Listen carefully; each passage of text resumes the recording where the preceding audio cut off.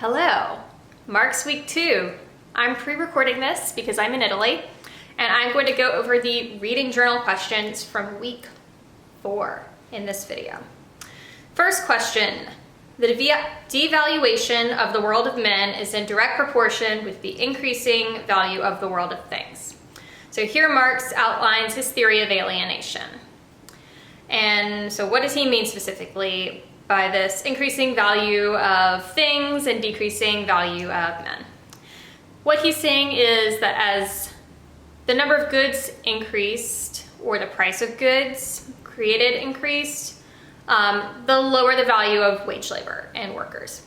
Even if the worker is earning the same wage that they always have, the more that they produce, the lower cost per hour the worker's labor is.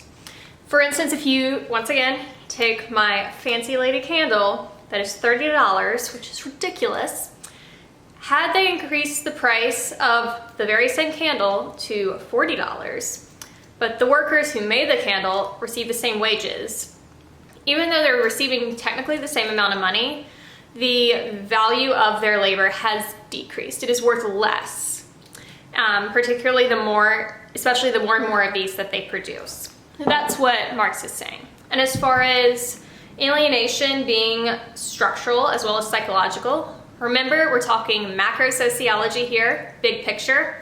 It is structural because it affects a class of people. And the way that the capitalist system is structured when Marx is writing, you have your bourgeoisie and your proletariat, and it specifically affects the proletariat. It's a class issue, not just one person here and one person there, but it's systematic. Moving on, question 2.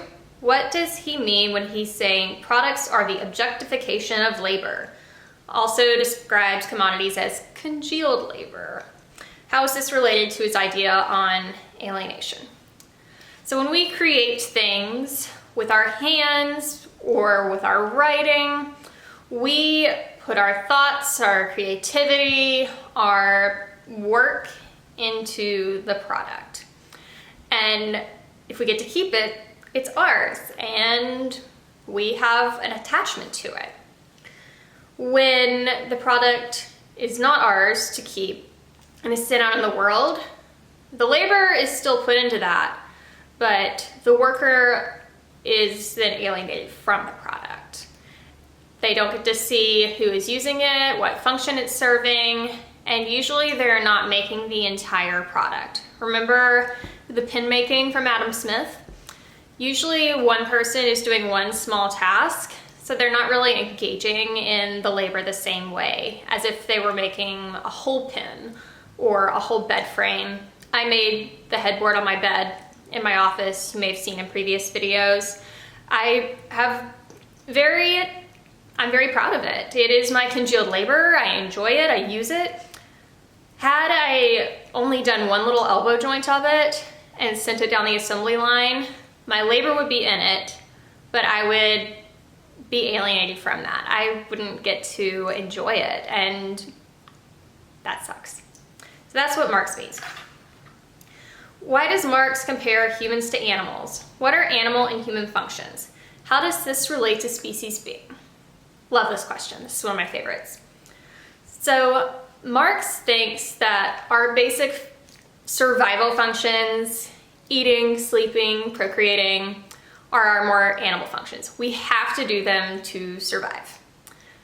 When we are working, ideally we're engaging creatively. We are creating something that we want to use and we're proud of, and we're really thinking and using our labor in specific conscious ways that animals can't. What happens when people are alienated from their species being or from their creative humanness is that the animal functions of eating and sleeping become what makes them feel more human.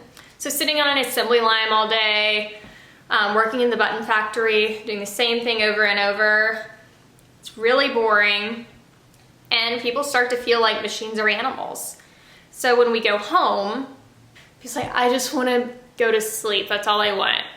Marx thinks this is terrible. The fact that, our basic survival needs become what make us semi-enjoy our lives and feel connected to ourselves again. What does Cook mean by papaya fetishism? How are papayas presented in the grocery store? What might Marx say about this article? I'm gonna leave this one a little open-ended, but think about papayas in the grocery store. They're next to all the other tropical fruits. The mangoes, the star fruit, the dragon fruit. We don't typically grow them in the United States. We tend to think of them on a big platter on an island with palm trees everywhere and our fruity drinks. And we don't think about the labor that goes into the papaya, harvesting and growth. We think about this idea and this magic of what a papaya represents. Don't get hung up on the sensual, vaginal look of the papaya. Not what it's about. That's not what Marx means by fetishism. He means that an item or a commodity takes on magical, otherworldly properties of its own, and we assign special value to it with no consideration for the labor that goes into it. We're totally detached from the people who grew the papayas, harvested them, shipped them. We don't see any of that. But the papaya is tropical, it's exotic. We assign this value to it. That is what commodity fetishism is. Another example is fancy handbags. I have a few fancy handbags, and they serve the same purpose as my grocery bags, technically. They hold my stuff. But like a Gucci bag, it's luxury, it's Italian, it's logomania. It's not inherently different or special, but we fetishize that particular commodity and it becomes something special and takes on a life of its own. I don't know who made my bag. I really don't. And I don't think about that when I'm using my bag. What is the goal of the satirical company Condev? What are subcults? How are relevant subcultures turned into products that can be bought and sold? What might Marx say about this? It's a fun article. It's about taking subcultures and commodifying them.